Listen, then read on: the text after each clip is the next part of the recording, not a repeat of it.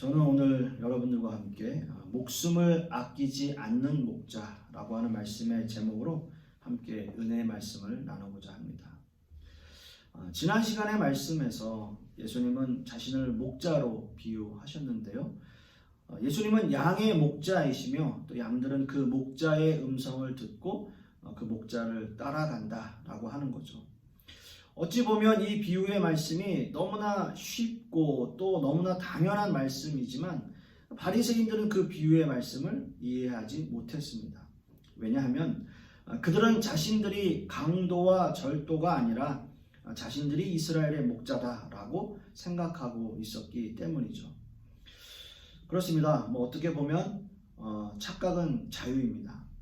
자신들이 이스라엘의 진정한 목자라고 생각하고 있는 바리새인들은 그들은 실제로 강도고 절도를 행하는 아주 행악무도한 사람들이죠. 마치 영적 소경처럼 자신들만 천국에 들어가지 못하는 것이 아니라 남도 들어가지 못하게 하는 자들. 강도들이 하는 짓은 오로지 죽이고 멸망시키기 위해서 이 모든 일을 한다라고 예수님께서는 아주 구체적으로 말씀하고 있습니다. 그러나 그와 정반대로 진정한 목자는 다르죠. 진정한 목자는 자신의 양들을 위해서 목숨을 아끼지 않는 거예요. 그래서 양들은 생명을 얻되 더욱 풍성하게 얻게 된다라고 말씀하고 있습니다. 요한복음 10장 9절 말씀을 보면 내가 문이니 누구든지 나로 말미암아 들어가면 구원을 받고 또는 들어가며 나오며 꼴을 얻으리라 라고 말씀하고 있습니다. 이 말씀 속에서도 가장 중요한 이 말씀의 포인트는 누구든지라는 거예요. 누구든지. 모든 민족 누구나 예수님을 믿기만 하면 예수님으로 말미암아 모두가 영생을 얻고 구원을 얻게 되는 겁니다. 또 구원받은 성도들은 어디에서나 신령한 하나님의 양식을 공급받게 되는 거죠. 들어가나 나오나 꼴을 얻는다라는 거예요. 이것이 예수님께서 이 땅에 오신 목적이고 우리를 하나님의 자녀 삼아주신 목적입니다. 드디어 예수님은 백성들을 향해서 자신이 선한 목자다라는 선언을 하세요. 선한 목자. 그러나 예수님께서 하신 이 자기 선언, 즉 선한 목자라고 하는 이 선언으로 말미암아서 유대인들은 서로 분쟁하기 시작합니다. 왜냐하면 예수님께서 이렇게 자신을 선한 목자로 선포하시는 것에는 굉장한 의미를 가지고 있기 때문이에요. 자기 선언, 선한 목자다라고 하는 이 자기 선언은 엄청난 의미가 담겨 있는 거죠.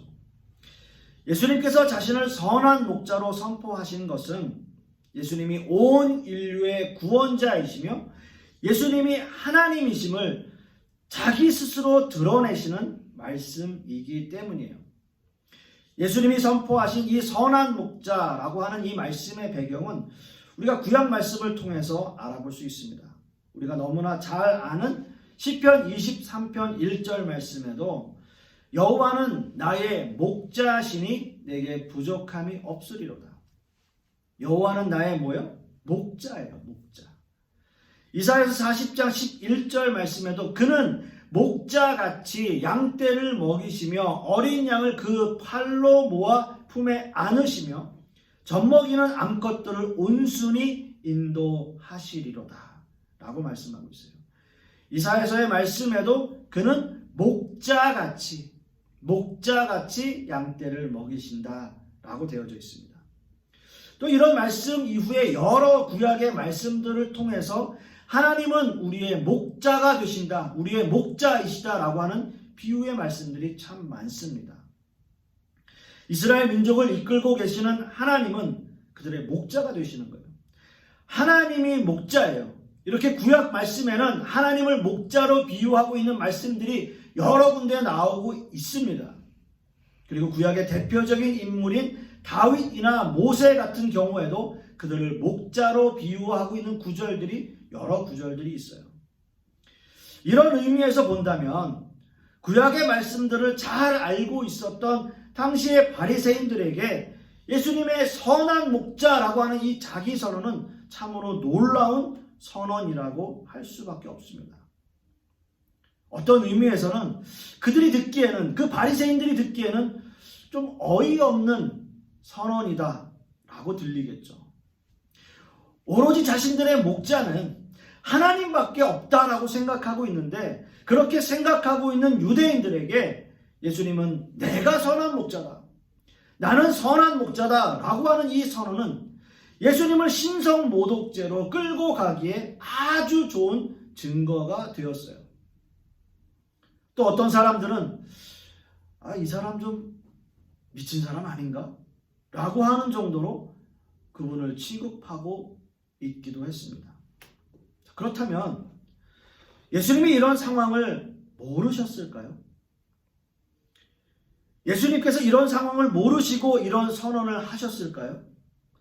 예수님께서는 지금 앞으로 어떤 일이 벌어질지 뻔히 아시면서도 자신을 선한 목자라고 선언하고 계시다는 거예요.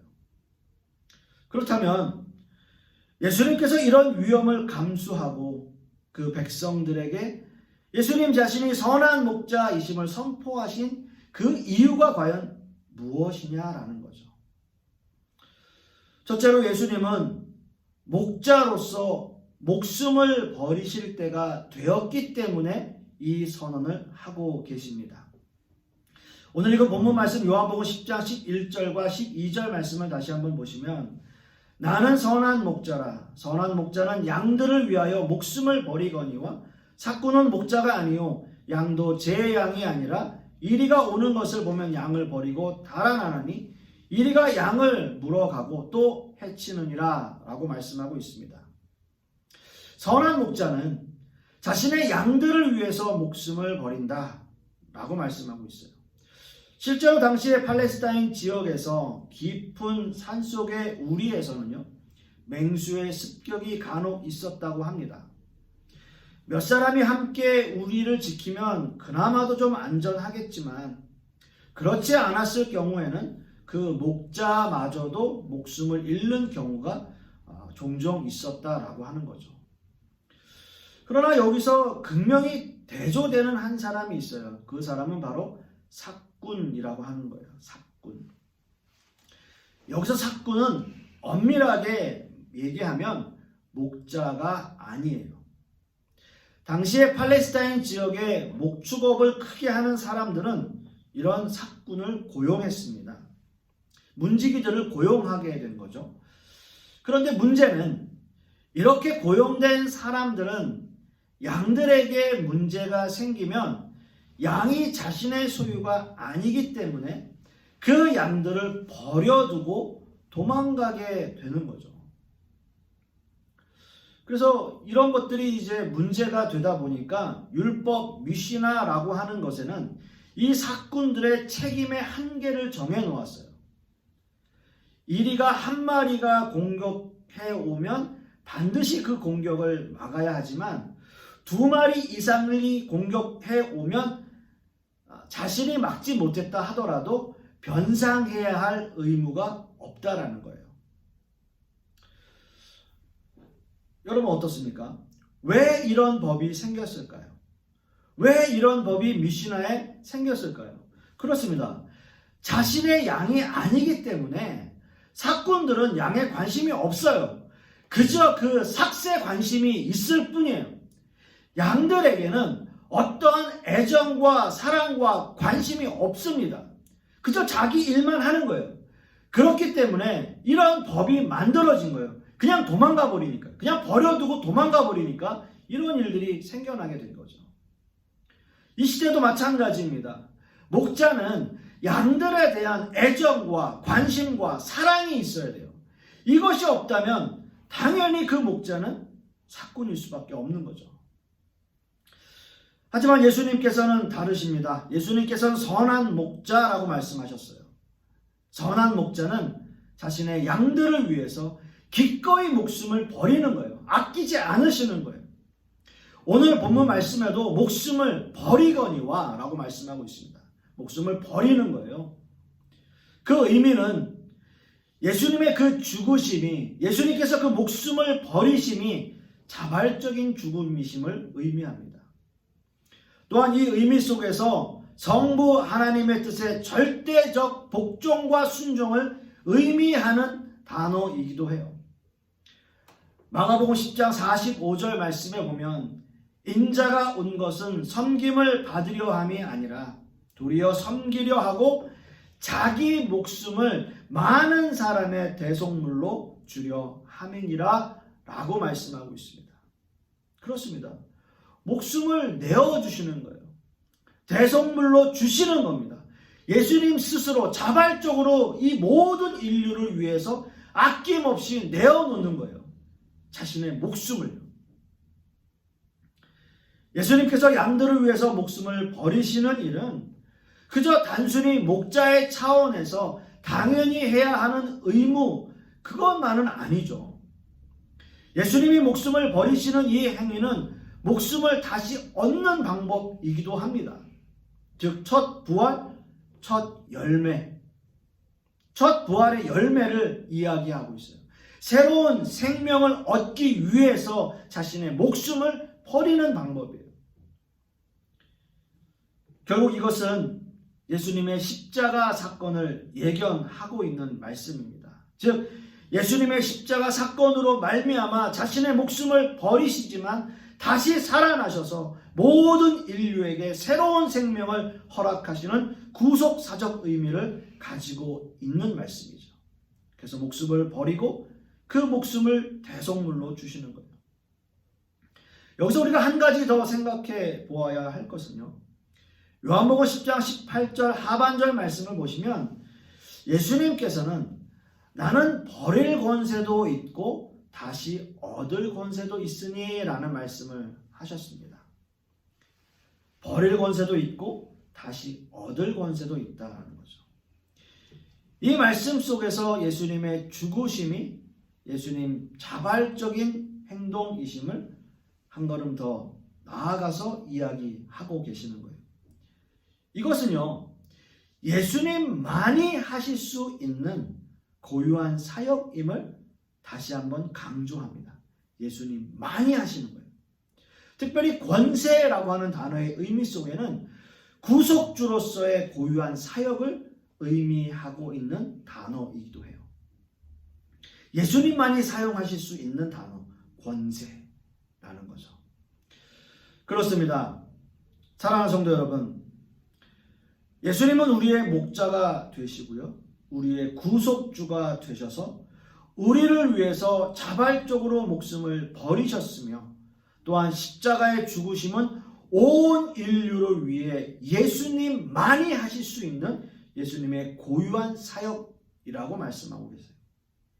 주님은 목숨을 버리시기 위해서 이 땅에 오셨고요, 세상 사람들에게 예수님을 믿으라고 설득해서 최후의 방법으로 십자가를 지신 것이 아니라 예수님께서는 처음부터 죽으러, 그 목숨을 버리시러 이 땅에 오셨다는 거예요. 예수님 스스로 자발적으로.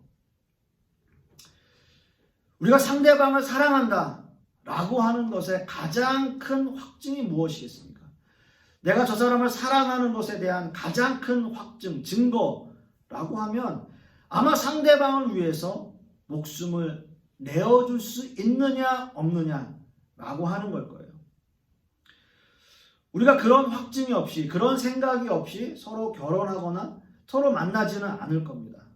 뭐 어떤 의미에서는 죽는 신용이라도 해야 되는 것 아닐까요? 아마도 세상 사람들에게도 사랑한다 라고 하는 것의 가장 큰 확증은 상대방을 사랑하기 위해서 자신의 목숨을 버릴 수 있느냐라고 하는 거죠. 하지만 이런 일들은 쉬운 일이 아니죠. 쉬운 일이라기보다는 어떤 의미에서는 참 불가능한 일이기도 합니다. 물론 세상에서는 간혹 그런 일들이 있습니다. 어떤 사람을 위해서 자신의 목숨을 잃는 그러한 사람들도 있지만, 그래서 물론 이런 일들로 인해서 세상 사람들에게 감동을 주고 큰 칭찬을 받기도 하지만, 그러나 예수님께서 우리에게 보여주신 사랑은 그것과는 좀 다르죠. 먼저 이 사랑은 그저 한 사람만을 위한 사랑이 아니고 모든 인류를 위한 대속이라는 거예요. 로마서 5장 8절 말씀을 보면 우리가 아직 죄인 되었을 때에 그리스도께서 우리를 위해서 죽으심으로 하나님께서 우리에게 대한 자기의 사랑을 확증하셨느니라 라고 말씀하고 있습니다.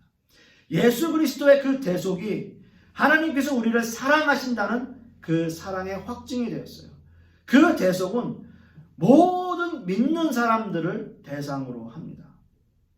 십자가는 하나님이 우리를 얼마나 사랑하시는지에 대한 그 사랑의 확증이라는 거죠. 또 한 가지 예수님의 죽으심은 그 죽으심으로 끝이 나는 것이 아니라 새로운 생명을 얻기 위한 첫 열매였다는 거예요.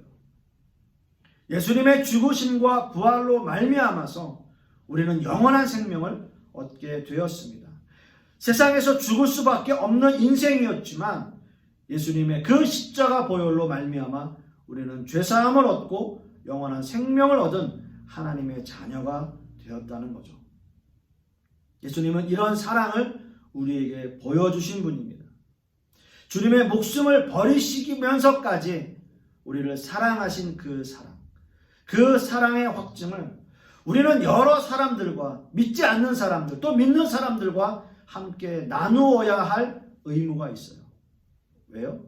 먼저 믿은 자로서, 먼저 하나님 앞에 택함 받은 자로서 많은 사람들과 그 사랑을 나눌 수 있는 저와 여러분들이 되시기를 간절히 소망하겠습니다. 두 번째는 우리를 알고 계시는 그 선한 목자이시기 때문에 예수님의 자기 선언은 빛이 난다는 겁니다. 오늘 그 본문 요한복음 10장 14절과 15절 말씀을 우리가 한번 다시 봅니다. 나는 선한 목자라. 나는 내 양을 알고 양도 나를 아는 것이 아버지께서 나를 아시고 내가 아버지를 아는 것 같으니 나는 양을 위하여 목숨을 버리노라 라고 말씀하고 있습니다. 예수님께서 우리의 선한 목자이신 이유, 그것은 바로 예수님이 우리를 알고 계시기 때문이다 라고 하는 거예요. 예수님이 우리를 아신다. 그리고 예수님이 우리를 아시는 것 같이 우리도 예수님을 안다 라는 말씀을 하세요. 우리는 정말 그럴까라는 생각을 하게 되는 거죠. 예수님을, 그리고 하나님을 우리는 정말 잘 알고 있을까라는 생각을 한번 해봅니다. 그런데 그 아는 정도가 예수님이 하나님을 아시는 것 같이 우리도 안다라고 하는 거예요. 이 말씀을 제가 묵상하면서 보면 상당히 꽤나 부담되는 말씀인 것 같아요. 예수님이 우리를 아시고 우리도 예수님을 알고 예수님이 또 하나님을 아시는 것 같이 또 우리도 알고, 그래서 나는 목숨을 아끼지 않는다. 목숨을 버린다. 굉장히 부담스럽지 않습니까? 예수님이 하나님이신데, 예수님이 하나님을 아시는 것은 당연한데 우리가 그렇게 안다는 것 좀 상상하기 힘들지 않을까 생각을 해보는 거죠. 또 우리가 어떤 의미에서 보면 과연 우리는 우리 스스로를 또 잘 아는가 라고 생각을 해봐요. 또 나는 살아가면서 또 내 아내나 내 자녀들의 마음들을 잘 알까 라는 생각을 해봅니다. 사실은 우리가 알다가도 모를 때가 많이 있죠. 오늘 이 말씀 속에서 알고, 안다 라는 단어의 헬라어 원어는 키노스코라고 하는 단어를 사용합니다. 이 단어의 의미는 단순히 직관적이고 순간적으로 아는 것을 의미하는 것이 아니라 그 단어의 의미 속에는 그 단어가 경험적이고 지속적인 지식을 근거로 또 바탕으로 하고 있다라고 하는 거예요. 그래서 마치 목자가 일일이 양의 이름을 불러주고 양들은 아주 지속적으로 경험적으로 그 음성을 알기 때문에 아무 의심 없이 그 목자를 따라 나서는 그런 행위를 나타내고 있습니다. 당연하게 아는 거죠. 경험적으로, 지속적으로. 우리가 예수님을 아는 것이 어떤 의미에서는 완전한 본능적인 감각을 가지고 있다라고 하는 거예요. 이것을 예로 든다면 어린 아기가 그 부모를 인식하는 것과 같아요. 아무도 가르쳐 주지 않아도 부모와 자식이 서로 아는 것처럼 그렇게 아는 것을 의미합니다. 그런데 여기서 중요한 것은 우리 스스로, 내 스스로 예수님을 알 수 있는 방법은 없다라는 거예요. 아무리 우리의 지식이 뛰어나고 우리가 능력이 있어도 우리는 하나님을 어떤 경로로도 스스로 알 수 있고 스스로 만날 수 있는 길은 없다라는 거죠.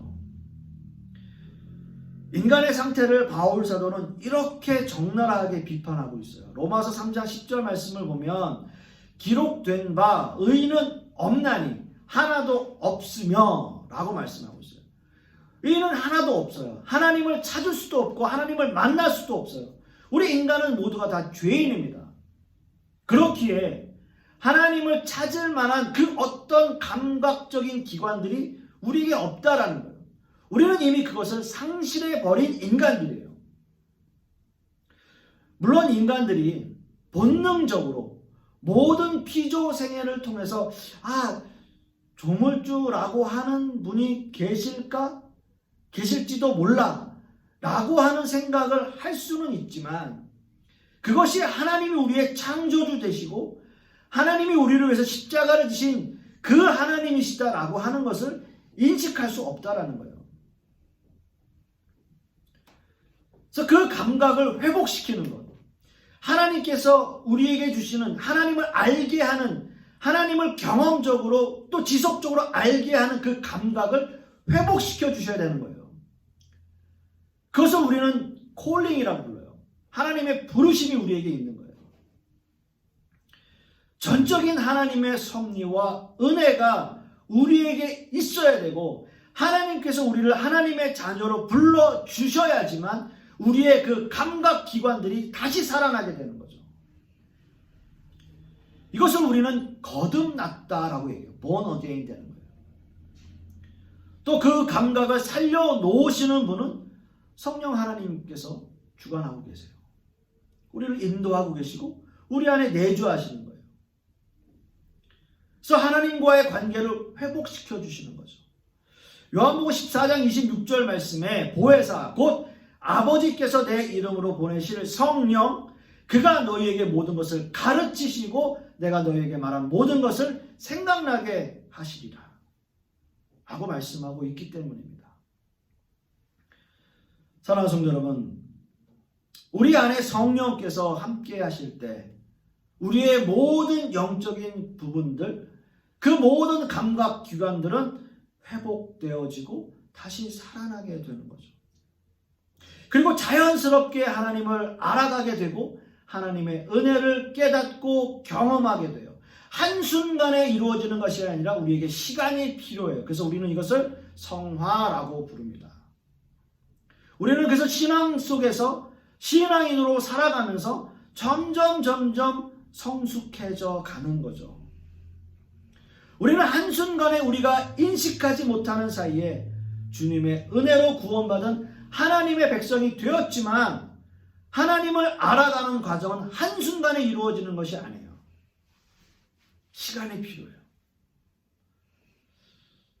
물론 우리가 막연히 내가 구원받은 하나님의 자녀구나 라고 하는 생각은 들지만 하나님에 대해서 그리고 그 아들 예수 그리스도에 대해서 깊이 알아가는 데는 우리에게 시간이 필요하다라고 하는 거죠.